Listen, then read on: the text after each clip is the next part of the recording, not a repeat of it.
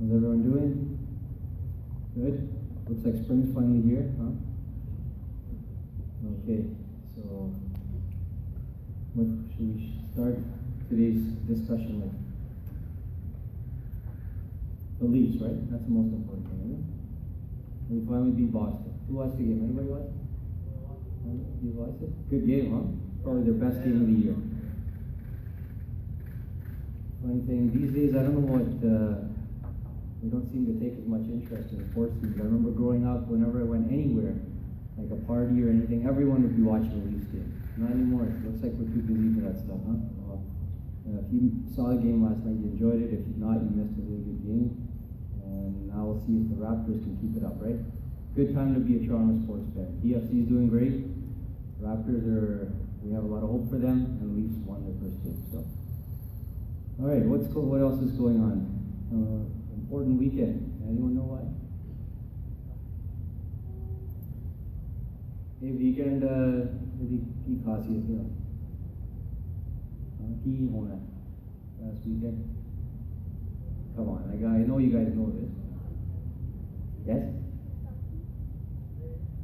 I was asking you. Is she right? Yeah, you had your hand up with a t-shirt. Yeah, the white t-shirt. Listen. Keep looking back now. You were right at the front, you had your hand up. Yeah? Yeah. Yeah, it's good. I heard both people said it. Good.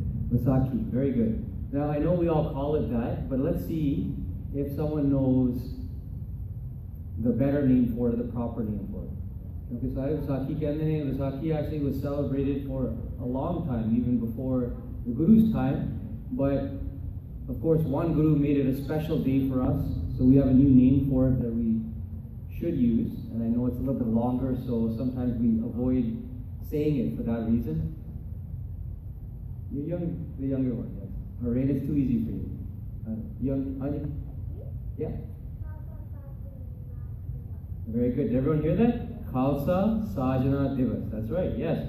So what does that mean? Khalsa, of course, was the family that was given to us by the way, who was that? An easy one. I want to see younger ones answer. Khalsa Sajana Divas kinna ne Ram kita? Who gave us the gift of Khalsa Sajana Divas? Somebody else. Come on, someone else must know this. Which Guru Sahib was that? Yep. Guru Gobind Singh Ji, right? The Smish Pita. And what year was that in?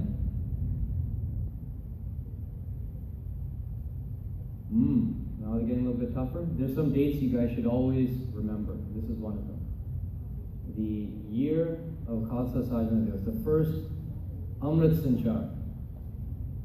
Yes, sorry. 1645. Oh no, I had such high hopes for you there. Okay, over here. I can't. You're behind Jesse, so I can't see you. Yeah, normal. 1699. Excellent, very good, excellent. 1699, that's right. So, Vaisakhi of 1699, Guru Gobind Singh Ji, and where, by the way, where did this happen? Kithe siga? Kede asthan hoya si? Kedi jagah hoya si? The pehla Amrit Sanchar. Yeah, back to you in the grey jacket. Anandpur Sahib, that's right, Anandpur Sahib. So, those are the basic facts. Guru Gobind Singh Ji, 1699, Vaisakhi in Anandpur Sahib gave us Khalsa Sajana Divas. Khalsa, of course, is the family that he started. He said, first of all, we respect everyone, but anyone who loves Sikhi, who wants to truly be a Sikh and follow the Sikh way of life, can participate in this ceremony called Amrit Sanchar, and by doing so, you become part of this family called the Khalsa. What does Khalsa mean? Yeah, so I've heard a couple of definitions. We hear that a lot of times pure, and that's true. We should aim to live a life in a way that's pure, right? Nirmal apna jeevan hona chahiye, right? A way of life that's pure and clean. It also, I've heard it defined as sovereign. Sovereign means that person who is not a slave to anyone, right? Because we are only slave to Waheguru, nobody else. No dunyavi shakti can ever enslave a Sikh, right? So that person who's free, that person who is his own master, right? Or her own master. So this was the spirit that Guru Gobind Singh Ji started this with, Khalsa. Sajna means, kisi cheez nu sajna means to create, to establish, and Divas means day. So this is, you can say Khalsa, creation or establishment day. And for short, I say in English, you want to explain it to somebody, you can say Khalsa day, right? Easy way to remember. So let's look a little bit why this happened. What obviously we can't know everything Guru Sahib was thinking. Guru's Guru, and we are just regular people. But there are some factors we can look at that why it was necessary for Guru Gobind Singh Ji to do this, what the world was like, and what happened on that day. So that's what we'll talk about today a little bit, okay? So first of all, let's look at the event. The first Amrit Sanchar, you guys know what that was like? What did Guru Gobind Singh Ji do? What did he ask for? I'm sure we've heard this Saki many, many times. I don't know why you guys you're here, you might as well participate, right? If you took the trouble to be here, why not participate? How you been? Yeah. Yes.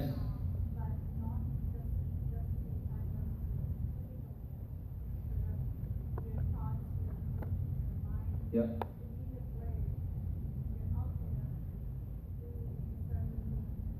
Yes. So it was a simple request, but as Benji mentioned, it had a deeper level of meaning to it, but the request was very simple. Guru Sahib wanted Assis, right? Who can give me their head? That's what he was looking for. So obviously this shocked people. They were very alarmed, you could say, confused. Some people were. Of course, people who had faith said, of course, this is our Guru, so whatever he asks for must be right. And so like that, one person volunteered and put up his hand and was taken to the front. And then the Guru Gobind Singh Ji, of course, repeated this request how many times? 5 times, that's right. After the first, he asked again and again. And each time, the audience who was gathered there on this occasion, क्योंकि वैसे भी लोग इकट्ठे होंदे सी एक मौका सी जिवें कोई भी इकट्ठ होंदा है जिवें होली होंदा है. There's some days that people just tend to gather and get together and celebrate. So there was a lot of people there, especially with Guru Sahib inviting everyone to Anandpur Sahib. So each time he asked for someone, and people became more and more surprised. So there's 2 takes I've heard on this. One is that he took them into, of course, the story most often heard is that he took them into a tent, came back, his blood was dripping with blood, his sword was dripping with blood. And so then each time he asked, people assumed that each of the pyare were, each of the people who volunteered were dead, right? Because they assumed he had killed them. And another story I've heard is that everything was done in front of everyone. So he was actually doing this process of actually physically, he would separate them, from their body, their head, and people were shocked. So who knows the reality? Whoever was there would know. But the bottom line is, the most important lesson is, he taught us to have full trust in Guru. And when Guru asks for something, you give it. You don't have any questions. You say, Guru Sahib, we're willing to give it. And I alluded to that inadvertently. I mentioned that. What happened after the 5 had made this offer of their heads, then in fact they were brought in front of everyone again, and everyone realized that they're alive and well, and they were given the title of my beloveds, right? Mere pyare. And of course, because there were 5 of them, they became known as the Panch Pyare, exactly. So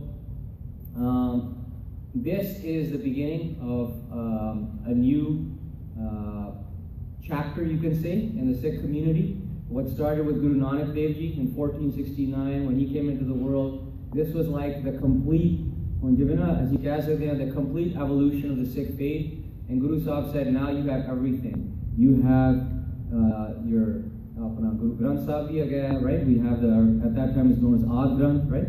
And you have an example. All the Gurus have lived their life as an example of how we should live our life as Sikhs of the Guru. And now I'm giving you a few more things, which is, pehle bhi apne Sikhan da discipline haga si, but he made it a little more formal. He said, this is a discipline you have to follow. And part of that discipline, of course, involve a kind of uniform, we could say. They're not symbols, they're actual things that we keep on us, and you can call them articles of faith, and in Punjabi they're known as what? The kakars, that's right. And just as we had Panch Pyare, looks like that's a significant number in our religion, in our community, Panch, right? So Panch Pyare si, the kakar vi Guru Sahib ne sanu ditte ne, Panch kakar ne. And what were those that make up the Khalsa uniform? You could tell me. Haji? Chola? I was asking about the Panch kakar. You're right, they were wearing the chola, right? That was a typical kind of dress that people wore at that time, religious people, Gursikhs. But I'm asking about the kakar. Haji? Haji? Kada, very good, yes, kada. So the iron steel bracelet that we wear on our wrist was the first thing Guru Sahib wanted all of the people who are part of the Khalsa to be wearing. And what's the significance of that? Over here? You had your hand up.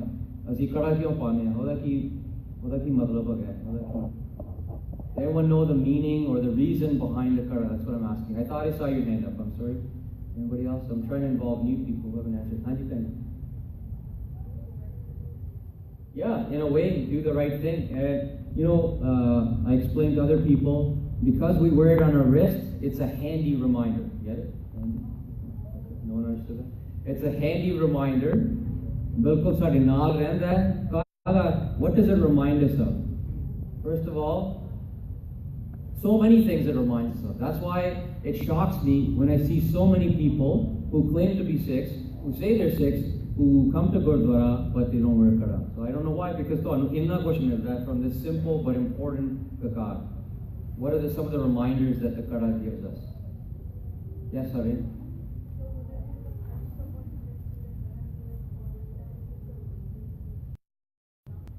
Before you do something? Yeah, so it's a reminder to have self-control, right? Apne hathan da ਤੁਹਾਡਾ control ਹੋਣਾ ਚਾਹੀਦਾ ਹੈ, ਕੋਈ ਮਾੜੀ ਚੀਜ਼ ਨਹੀਂ ਕਰਨਾ, ਕਿਸੇ ਨੂੰ ਖਰਾਬ ਨਹੀਂ ਕਰਨਾ, ਚੋਰੀ ਨਹੀਂ ਕਰਨੀ, ਇਦਾਂ ਦੀਆਂ ਚੀਜ਼ਾਂ, ਜਿਹੜੀਆਂ ਚੀਜ਼ਾਂ, those things that Guru wouldn't want you to do, that Waheguru wouldn't want you to do, it reminds us right away. Okay, our hands were not given to us to do wrong things. They were given to us to do good things, to do right things. Okay? What does it also remind us of? Yeah.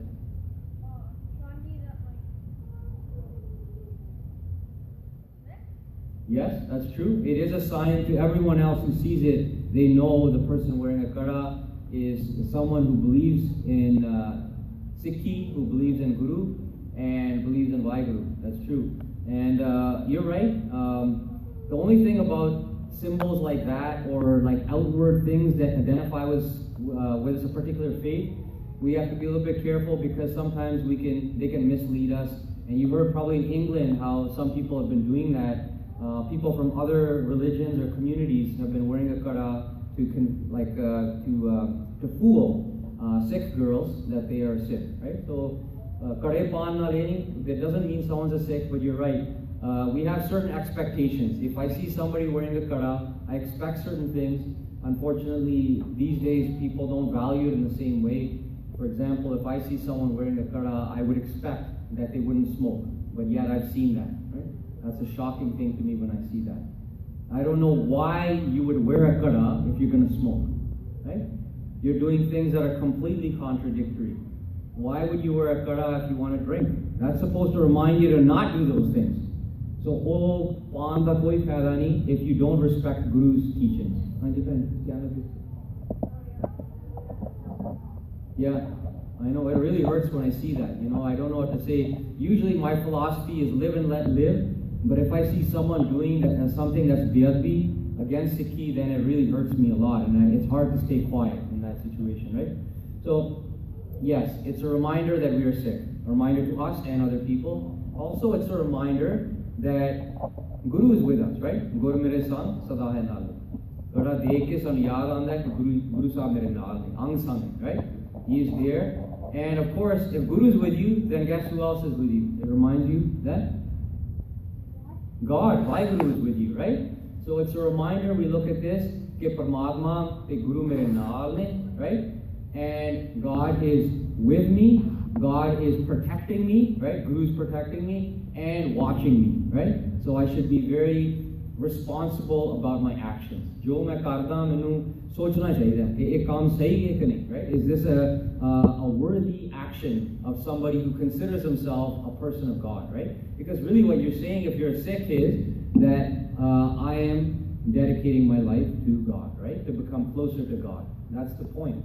And unfortunately, I think we miss that today. We think of a whole bunch of other things. We don't realize the basic essence of Sikhi is, it's to help us connect with Waheguru, connect with the divine, right? So, these are the things that I tell people that it reminds us of. Reminds us who we are, tells other people who we are, reminds us God is with us, God is protecting us, and God is watching us, okay? So that's the kara. What else? And by the way, another question I have for you, because I see people, sometimes they ask me about that. What should the kara be made of?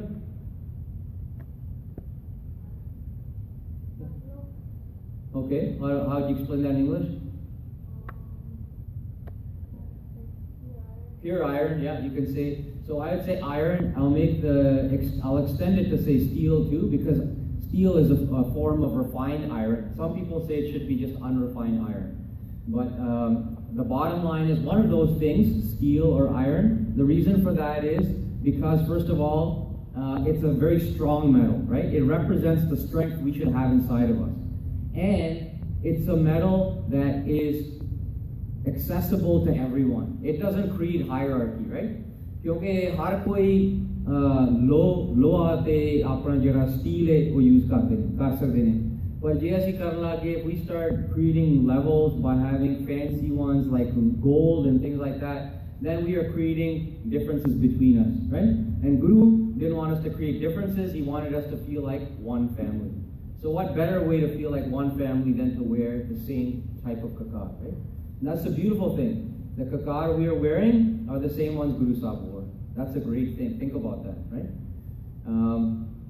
Okay, what else kakars? Yeah? Kirpan, okay, very good, excellent. And by the way, they're not in any order, so they're all important. So kirpan is, you can say, a small sword. I've heard some people say dagger. I like to say small sword. I like that because it reminds me of Siri Sahib, right? Siri Sahib, of course, Shastra is a big sword. And this is a more, let's say, a portable one. A sword that you can keep on you. It's a size that you can carry around with you.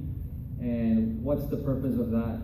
Because a lot of people don't understand it. Of course, non-Sikhs don't understand it. Some Sikhs don't even understand it. Yes? Yeah.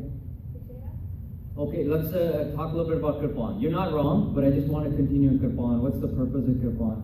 Yes.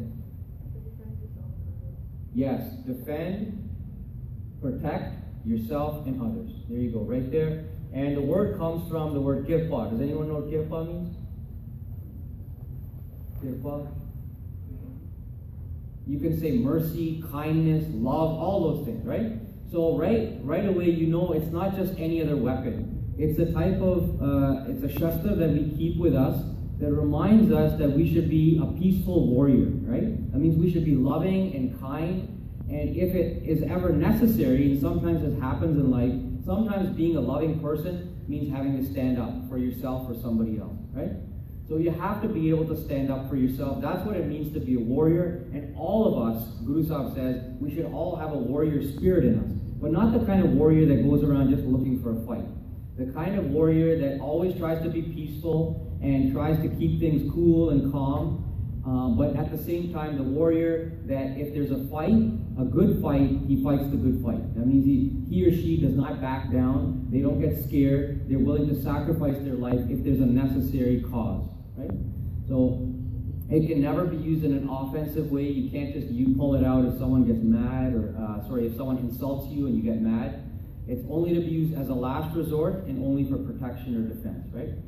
And obviously I explain this to non-Sikhs that we have so much respect for it that not just anybody walks around with it. It's only someone who's initiated, almost because it's a big responsibility and we don't want random people walking around with it if they don't understand why, right? So that's why it's important to understand that. What does it represent? First of all, it means we're always prepared. And I know in Canada we don't have to worry about that, right? We live in a great country, it's very safe here. But there should never be a time where you are helpless or defenseless, right? The police can't be with us 24/7, and we live in a different world. At that time, we didn't have police the way we do now to take care of us, but even now, the police is not with us all the time. So if someone were to attack you, you should never be helpless. You should be able to fight for yourself, defend yourself, take care of yourself. And the great thing about Sikhi is the respect we give to women. Why should a woman have to be dependent on a man to feel safe, right? So if she is initiated, if she's Amrit Shak, then she knows that I can take care of myself. I won't be helpless. I can fight back if someone attacks me, right? So that's the beauty of that. If we don't use it, then it's a reminder that a Sikh should always stand up against injustice and oppression and bullying, right? Anywhere in the world, it doesn't mean if it doesn't affect us that we don't care, right? Just because somebody's not bullying you doesn't mean we shouldn't do something, right? If somebody's hurting somebody else, is mistreating somebody else, then sada farz banda as a Sikh to help in whatever way we can, right? Even if it means risking our own well-being, that's okay. That's part of the deal. Guru Sahib says, I don't want people who are scared. I want people who are fearless, willing to stand up for themselves and for others. That's what Sikhi is about, right? So again, it reminds us of that warrior spirit. The sword, in fact, is a metaphor for Waheguru, right?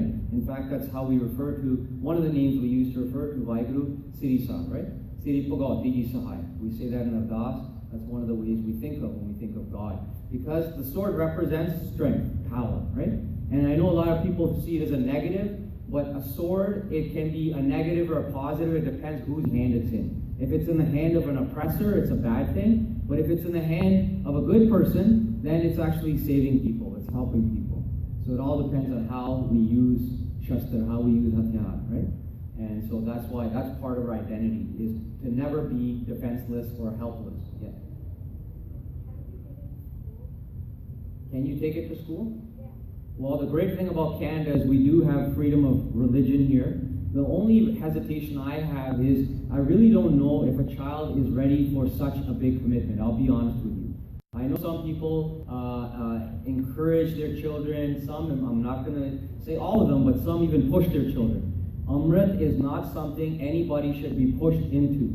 It's your own choice. You have to feel it inside, okay? And you have to understand that the commitment you're making is a lifelong commitment.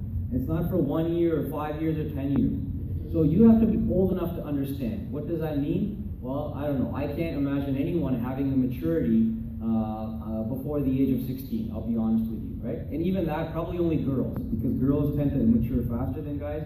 I can't imagine any 16-year-old boy having the maturity to understand the lifetime commitment they're making. Are there some people who are younger than that? Yeah, and that's your free choice, your free will. But I'll tell you my own experience. I was third year university, and so I had a long time to think about it. And I'm not saying delay it forever. Some people, they keep putting it off and putting it off. But you have to understand that Amrit ki hai, Sikhi ki hai. ये चीज़ां तो पता नहीं तो तुसी जोश विच आके ना अमृत छक लिया ओ इन्ना वधिया नहीं रहता, right? But if you really understand Sikhi, then it means something. It means a lot to you. And then no matter what problems you get in your life, you're going to stick to it because you understood why you made that decision in the first place. Does that make sense? But if you are mature enough, and let's say you're 14 or 13 and you took Amrit, then you do have the right to wear it. But again, you have to be very careful. Okay, if you misuse it, it affects everybody. All Sikhs will be hurt by that. So if you wear it, you got to be very low-key about it. You don't show it off at school. You don't intimidate people. You don't threaten people with it. It should be like they don't even know you have it. It should be very low-key, right? Because our point is not to use it. It's only to have it if we ever need it. Okay? Is that okay, Harman? Good answer? Okay? That's my answer. I know it's not everyone who will tell you different things. But personally, I don't like this whole movement of right? Where Sikhi is not about quantity, it's about quality. If 50 people who are willing to completely give their head to the Guru take Amrit, that's more meaningful than 500 who actually don't stick with it. Do you agree or not? Right? Do you understand that? Okay? I'm not saying, all vadiya, jinne mardi Amrit shagan changi gale, but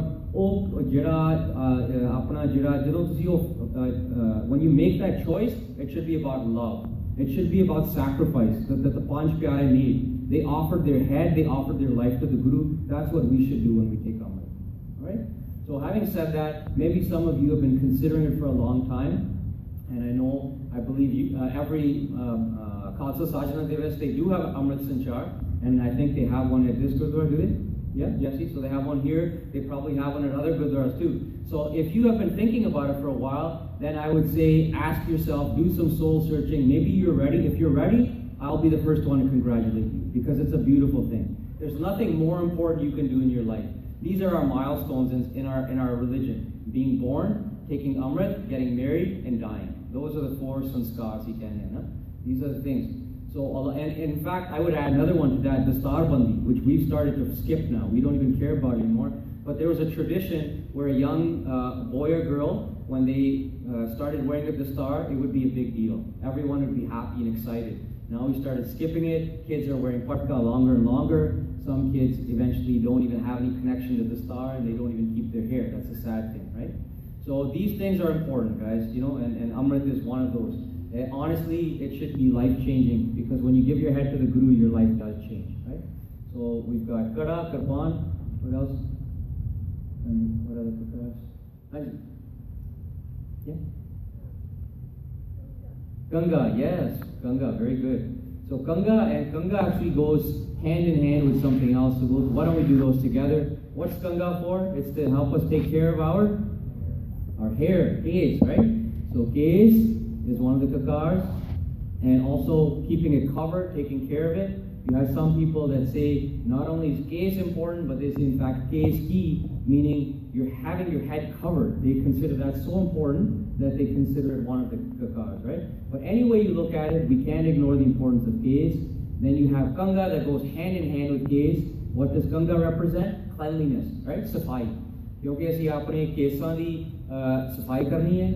It's not important just to, you can't just say Sikhi is about not cutting your hair. Not just not cutting your hair, it's about taking care of your hair, right? Kangi karni, kesi ishnan karna, oh sari cheezein, that's important. Because Rastafarians, for example, they don't cut their hair either, right? But they also don't really wash it or really take super good care of it, right? We're different that way. We have to care for our hair, right? So what the Ganga represents is caring for our hair. And the way we comb our hair, minimum by the way, twice a day, when we comb our hair, it should remind us that we should comb our mind of negative thoughts, the same way we comb our hair, right? Jive aapne shareer di safai karni hai, man di bhi safai karni hai. Kive? Naam rahin, right? Naam jadon assi japde ha, assi man nu saaf karte hain, right? Any negative thoughts we have, we should weed them out, we should comb them out, the way we comb out our dead hair, okay? And so those things are very important. Sikhi Sarup we believe in the complete human form. What's the complete human form? What we do is we take what God gave us and we take good care of it. What do we do with our body? You know what a Sikh believes in? We believe in being natural, being healthy, being fit, being simple, and being clean. This is what a Sikh believes. This is beauty for us, right? That means you take what God gave you, you keep it clean, you keep it healthy, and you keep it simple. That's all you have to do. That's why we respect our hair. And we have a natural process of hygiene. I know some people say, oh, I cut my hair because it's hygiene. We have a different version of hygiene. ਅਸੀਂ ਕਹਿੰਦੇ ਹਾਂ ਕਿ ਜਦੋਂ ਅਸੀਂ ਕੇਸੀ ਇਸ਼ਨਾਨ ਕਰਦੇ ਹਾਂ, ਕੰਘੀ ਕਰਦੇ ਹਾਂ, ਵਾਲ ਆਪੇ ਲੈ ਜਾਂਦੇ, ਕਹਿੰਦੇ some hair come off or not, right? That's all the hair you need to remove. You don't need to remove any other hair. The rest of our hair is part of who we are. It's part of the complete human form. And the same way you can't imagine a male lion without his mane. You know what a mane is? You know what the thing that decorates a male lion? So Kesh is part of what Waheguru gave to decorate human beings. So we should love it and respect it, right? And we consider that we should take care of it and make the best of it, right? Instead of saying, oh, I know, God gave me this look, well, I have a different look, I think looks better than what you gave me, right? So then we start thinking we're smarter than God, right? And so whatever we can do to embrace the way God created us brings us closer to Waheguru, right? Brings us closer to the one who gave us this beautiful body. Does that make sense? Huh? Okay. And finally, and I heard someone say this earlier, you want to say it again? Huh? Kashara, very good, yes. Kashara is our undergarment, and it's a very practical one, very good, very comfortable, soft cotton, knee-length undergarment that we wear.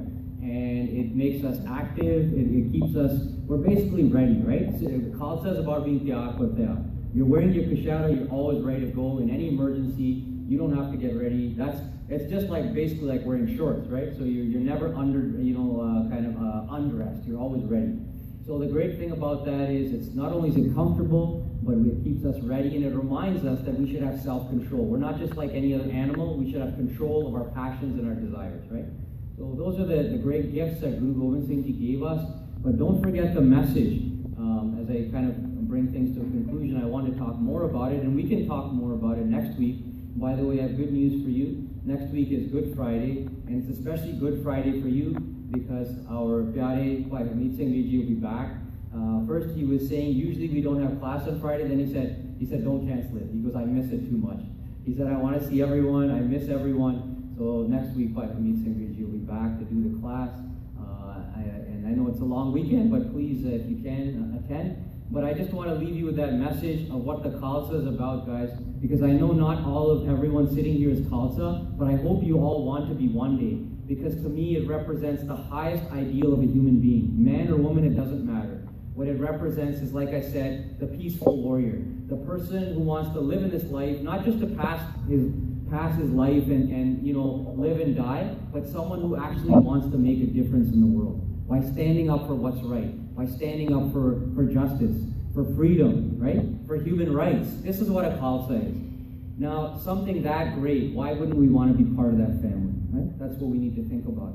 Where being part of that family gives you peace, gives you happiness, gives you comfort, gives you every type of thing you could want in this world, and makes you part of a very exclusive group of people who dedicate their lives to serving God and serving humanity.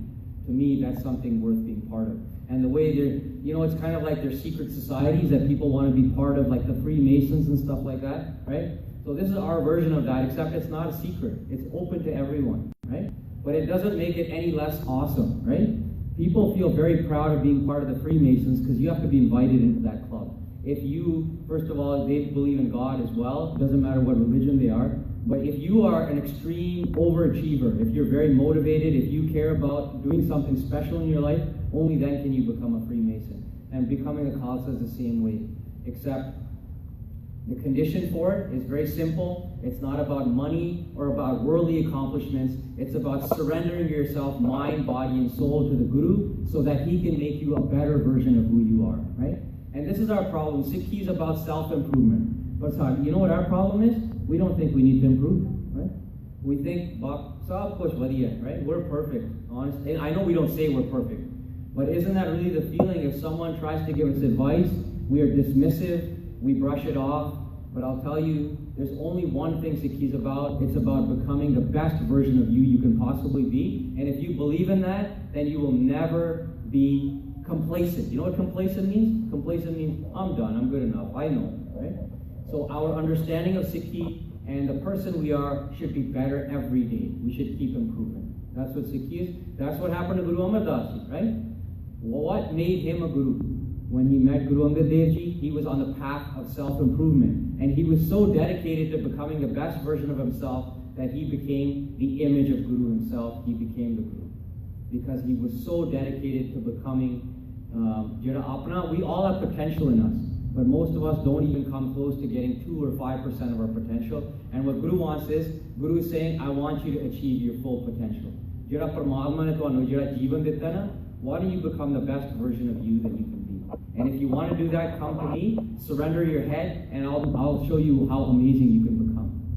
So I hope some of you take this message to heart on this day. And to conclude, let's do our Simran for 1 minute, because that's why we gather here. If satsangat Gurdwara aake nahi karte, then we're missing the most important thing. And on this day, this Gurpurab that's coming up, what better thing to think of than Guru? So I have a pankti for us to think about when we're doing Simran. It's very simple. And what it means is, oh my mind, always be close to Guru. Always think of Guru. Always love Guru. Okay? So that pankti is, Mere Man, please repeat after me. Mere Man, Gur Gur Gur, Sad Kariye.